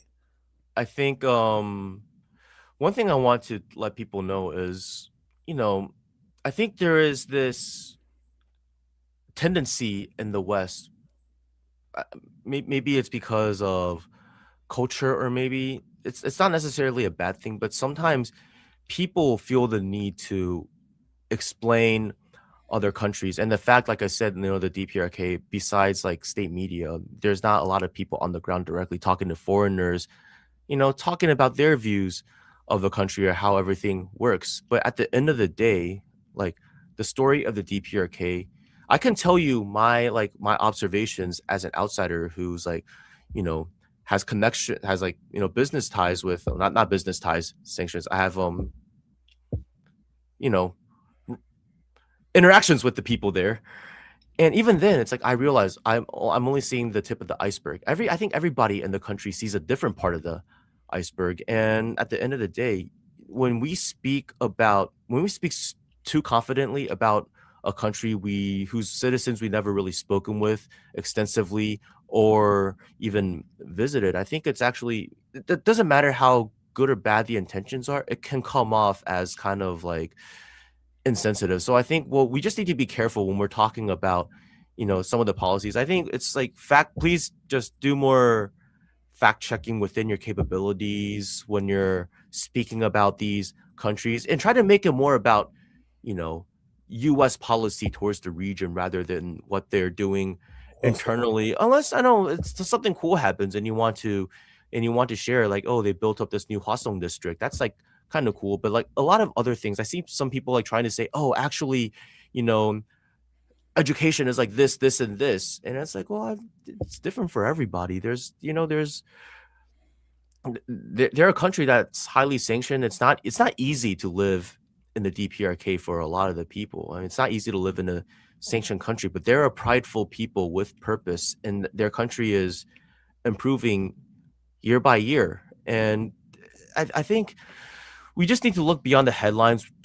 Let's not speak of the people of the DPRK as just like walking political slogans or like walking propaganda posters. And, you know, at the end of the day, treat them like people, talk about them like people above all else. They're Korean before they're like of any ideology, and then they're humans before they're Korean. I think that's what I Well want to say about the DPRK, and just always just keep an open mind and just as, assume that anything you hear might not be the full story, because it's a complicated country, and it's not a lot of people from the country who speak on it to a foreign audience. So it's yeah. yeah. Our next conversation, I'll probably ask you more about how you pronounce it? Juice ideology. Something that we probably had to talk Juche, about. Juice. Juche. Like think about Che Guevara wearing a yarmulke. Yeah, I try to practice that a little bit. Juche ideology. Like a Jewish Che Guevara. Yeah, Yeah, Juche. there's still much to discuss, so we will have you back Yeah. on the show.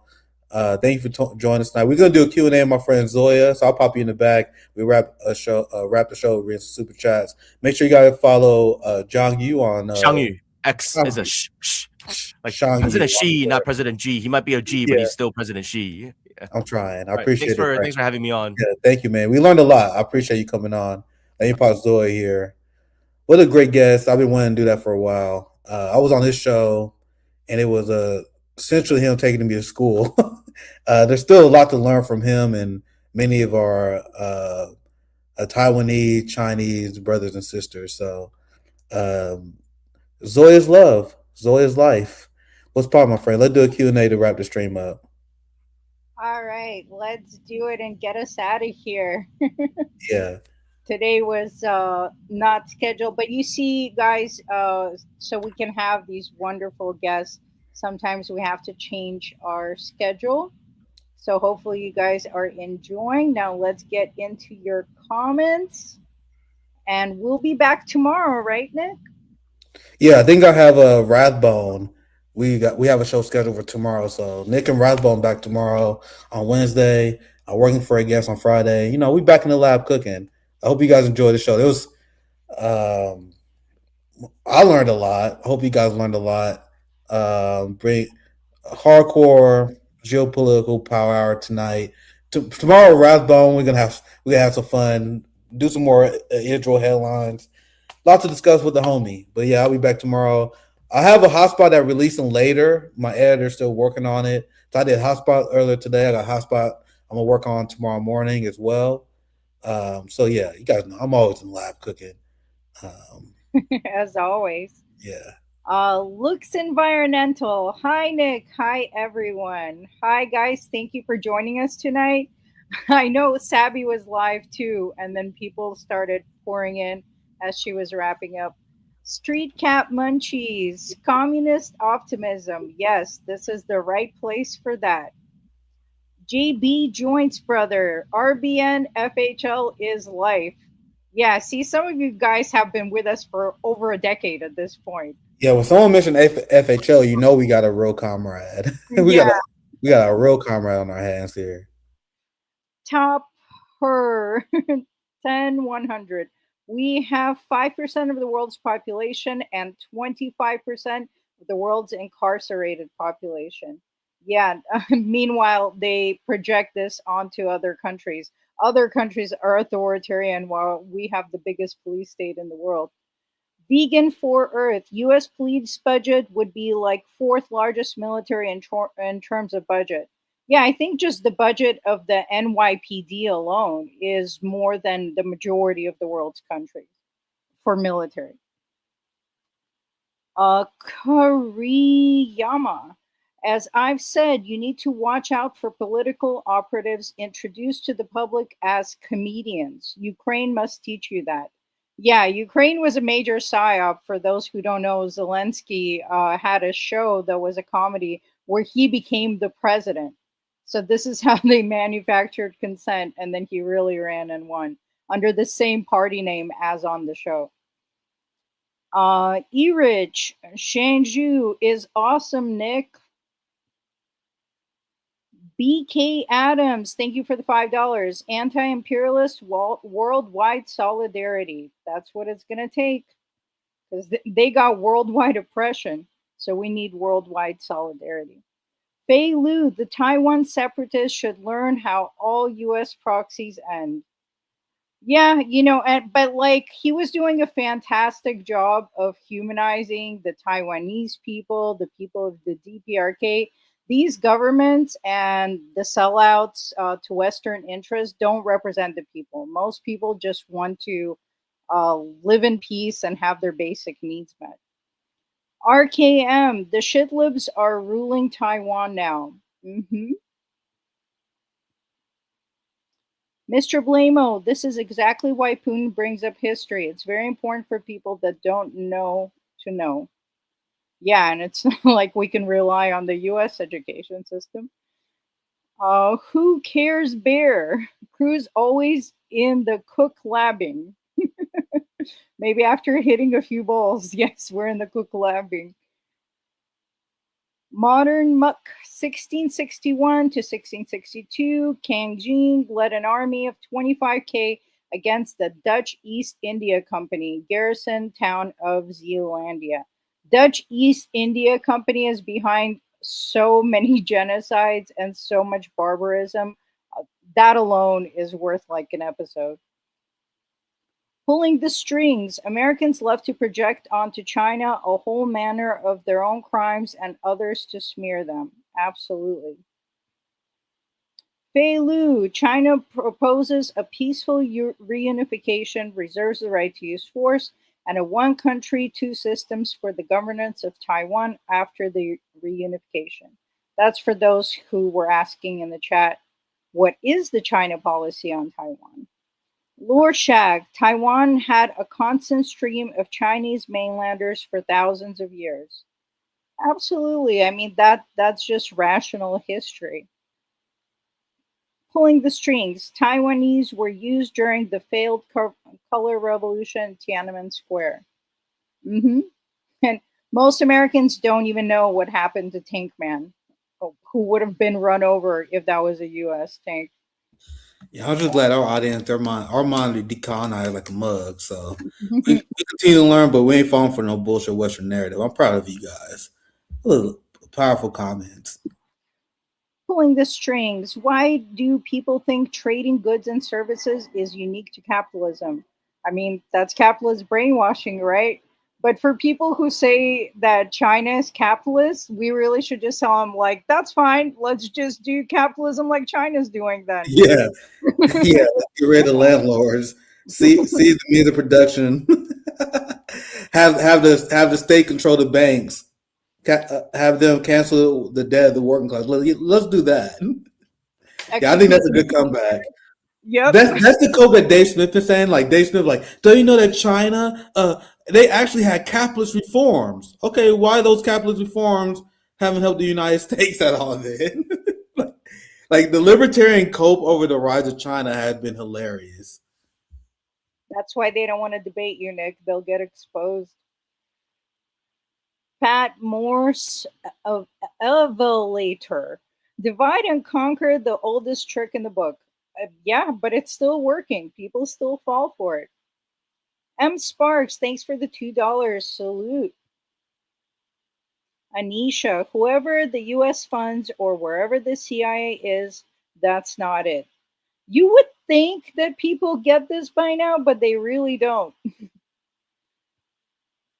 Don Hooligan, USA likes to destabilize everyone so the IMF can loan them money. Yes, and then have predatory interest rates that countries can't pay back, and then they seize their land and resources. It's a scam. The US is like the mafia. CBC voter, Nick Cruse. Good to see you guys. Love seeing all of the old school people still with us. Pulling the strings. Wokeness was always meant to manufacture consent for war against anyone who doesn't share their values. Absolutely. Yeah, if you're a traditional country, they're going, just look up rainbow imperialism. Yeah, you guys see what white liberals say about Burkina Faso and Ibrahim Traore. Have you seen them? Like, there's a bunch of liberals rooting for terrorists to destabilize Burkina Faso because they don't have legalized gay marriage. That's it's when you projecting your Western culture onto other countries, that's a form of imperialism. It's crazy how many people in the West don't understand that. Yeah, Western chauvinism at its finest. Naveed Hassan. When will people realize that progressives are just nice imperialists? Every single one of them. Cory Bush is a nice imperialist. Cory Bush is supportive of NATO. You got to realize every single mainstream Western progressive is a NATO leftist. Every single progressive Democrat that Hassan Piker is going to bat for. support waging war against Russia in order to expand the influence of NATO. That's what the Ukraine proxy war is all about. Expanding the influence of NATO and having them as a check against Russia. And progressives in the United States are willing to fight to the last Ukrainian so NATO can expand the power. The same people like Sam Cedar, like, man, we can't trust people like Martin Taylor Greene when it comes to Israel, but they supporting Banderite Nazis because they hate Russia so much. Every single United States, every single progressive Democrat is imperialist scum. Every single one of them, including your most favorite one. I'm telling you. They all put out statements saying they support Israel's right to exist and defend itself. Every single one. But yeah, at least you guys get free bus rides. Don't you know we have to grow up, Nick? Yeah, grow up. We have to support a little bit of genocide. Exactly, genocidal imperialism, so we could get a few crumbs. That's Come on, of course we got to support genocide. Don't you want some social programs? Okay. Grow up, guys. Casey McCoy. Oh, we hear DPRK is the biggest evil ever. And it's hilarious because DPRK is a peaceful country. How many school shootings are there in the DPRK?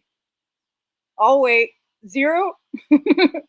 DPRK is a wonderful society where the people's needs are met despite crushing Western sanctions. And they did have help from the USSR, from China, from a lot of countries in solidarity, thank God.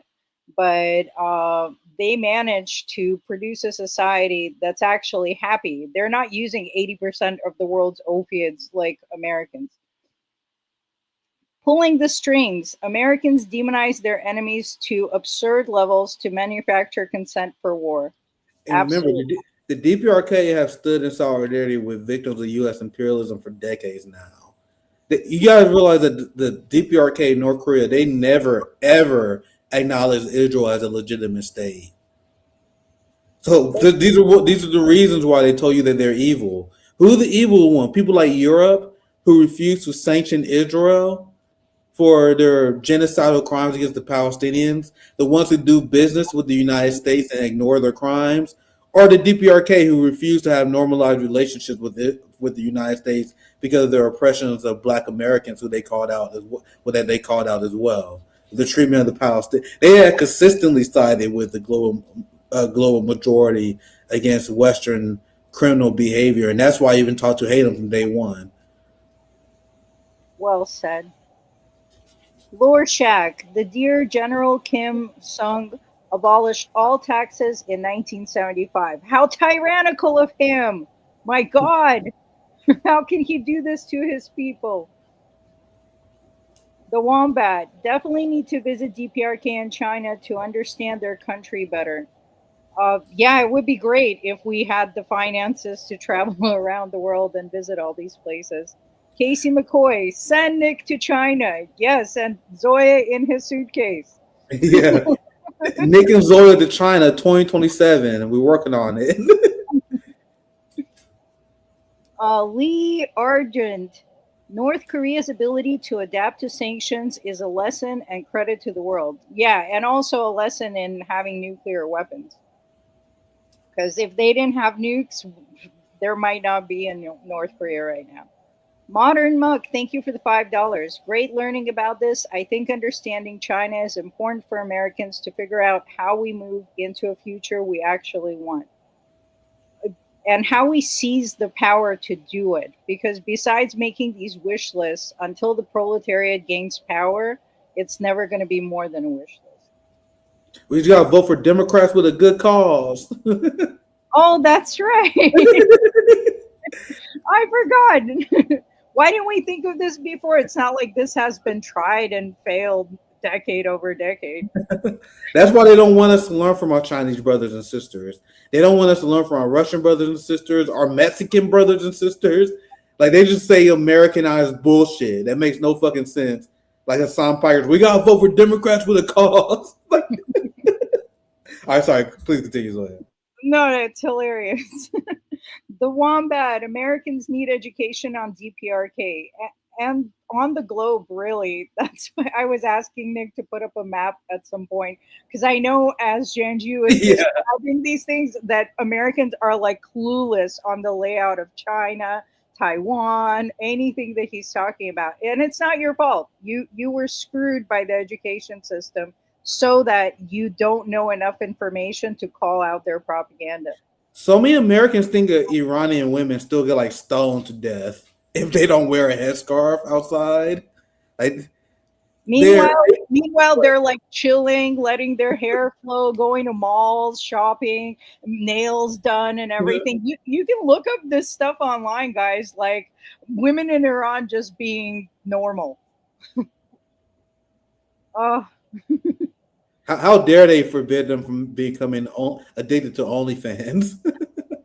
How dare yeah, they? we must fight for the right to be on OnlyFans. Come on, guys, grow up.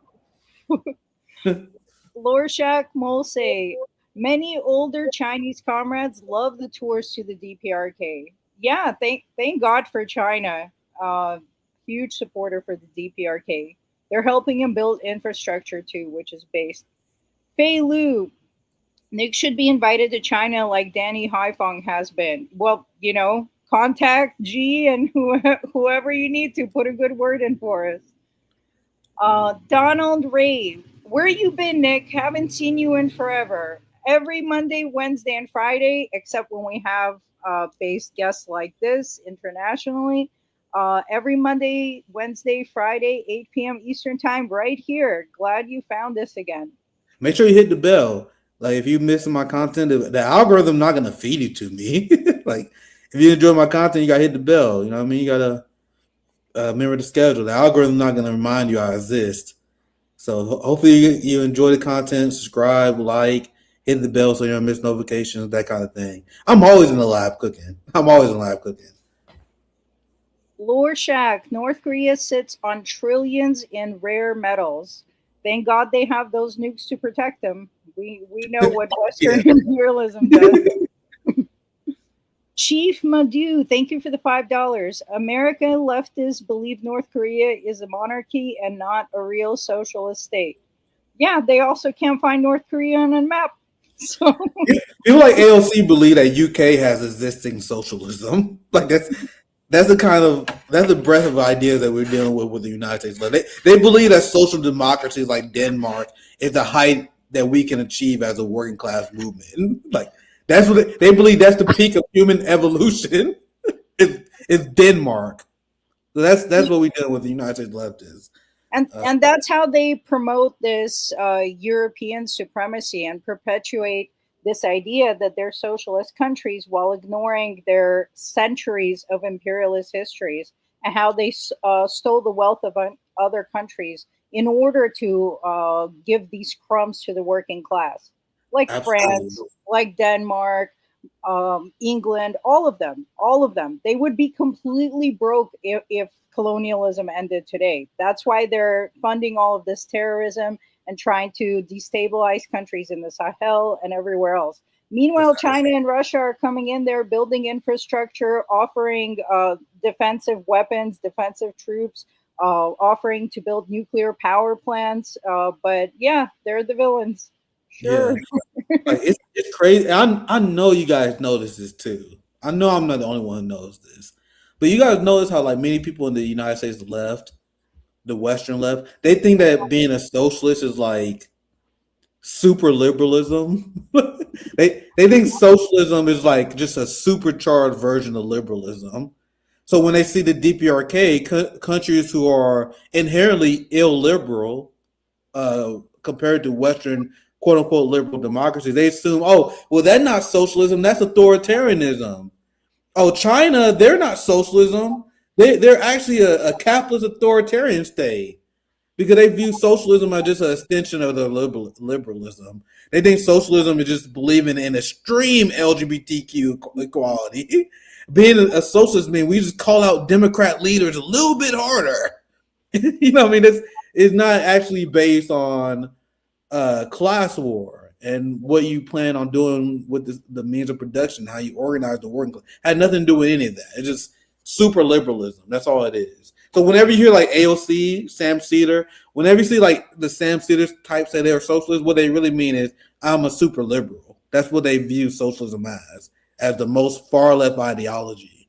And that's why they end up smearing people who are real, like diehard socialists and communists. They will smear them as crypto right wing because they disagree with like culture war issues. Like that's why a lot of people have tension with the ACP. Like they take these culture war issues that have nothing to do with socialism, but they define socialism as being super liberal. So they view anyone who is not super socially liberal as someone who's abandoning socialism. And I'm saying that, guys, I'm very socially liberal, like just in general, but that has nothing to do with socialism.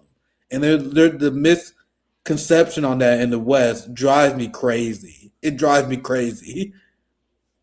Yeah, exactly, Nick. People in the West have basically been brainwashed to associate any sort of traditional family values, which represent the majority of the global South, Yeah. as right wing. Meanwhile, those countries are more socialist than we are, and any fascist that comes to power is hailed as a liberator. This is why I'm giving up on the whole left right rhetoric. We're Yeah, and just I agree. throwing it out the window. Yeah, I'm with you, Zoya. That's why RB, we're not left, not right. We're just communist. You can't co-opt that one. Good luck. Yeah. Marvin Vargas, thank you for the $1.99. NATO, North Atlantic Dilutive Operative serves IO plans. Remember, Well, Europe has the values of the Talmud. I think that's the only fucking truthful thing that Ursula von der Nazi ever said. When she said that. oh god, these characters. And see, they're tokenizing women to push for these genocides and imperialism now, which is so infuriating as a woman. And that's where identity politics gets us. You know, like that meme, like with the bombs dropping, and they're like, but at least they're being dropped by a woman now. Yeah. This identity politics is a dead end. You're either for working class objectives with some traditional cultural differences that make us more interesting and should be treated with curiosity, or you're for the ruling class and everything that it stands for, which is genocide and imperialism. Because there's no such thing as an ethical billionaire. That doesn't exist. That's the myth of capitalism. Zoya always in the lab cooking as well. Zoya always spinning. You want to close us out tonight? We got Rathbone joining tomorrow. So we got a lot of content coming up.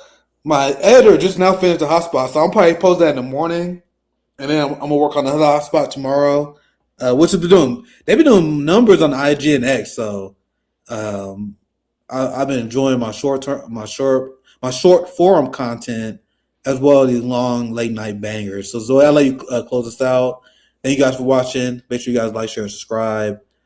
Support us on Bonfire and Patreon. But Zoya, go ahead. I'll let you close this. And on that note, to see Nick's hotspots when they're first posted, make sure you're following him on Facebook, Instagram, also for these streams, Rumble, Twitch, Kick, Twitter, as well as YouTube. Hit the like, hit subscribe, hit the notification bell, because like Nick was saying, they only suppress our content.